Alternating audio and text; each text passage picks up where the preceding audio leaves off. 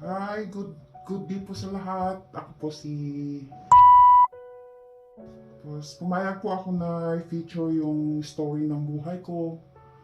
Pagtitiwala ko sa director ng Ika Production ng si Miss Victoria. So, nung kadiliman pa po ako ng sa gulo pa po na wala wala akong katinuan yung pag-iisip ko na bahala na si Batman dun sa panahon na yun na lalaban ako makasakit, nasaktan na ako ng point na yun, nasaktan na ako.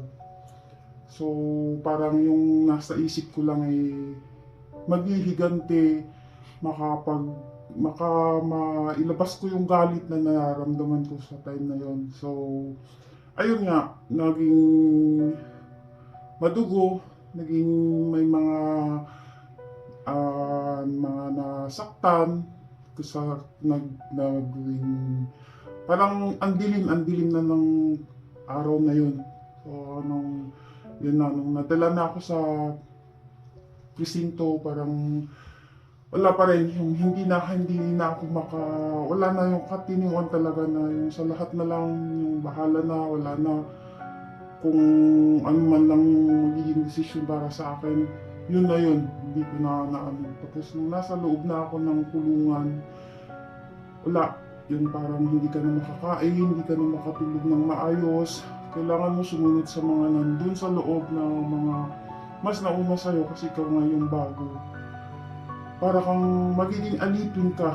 So, wala, parang nahinto lahat yung mga pangarap ko sa buhay. Hindi na yung parang hindi na umiikot yung mundo ko sa time na yun. Pero, meron pa rin din yung sa pagmamahal pa rin ng mga kapamilya na nagtulak pa rin sa akin na mag-pray, tuloy pa rin kung ano pa rin yung laban hanggang sa parang na akong biglang nagising sa mga panaginip na yun, sa masamang panaginip na yun, hanggang sa naging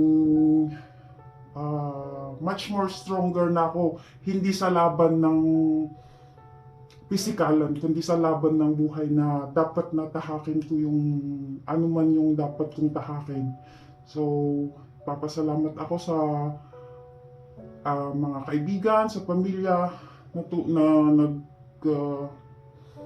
bigay ng mga payo, nag-pray para sa akin hanggang sa narating ko na rin din yung bagong buhay na ngayon ay natatahak ko na ngayon. Sa mga nakaranas na selda, mga nakulong, nahusgahan ng hindi patas, lahat po mapagdadaanan po natin ng mga dilim. Kaya kinabukasan din po niyan, may liwanag din tayong makikita.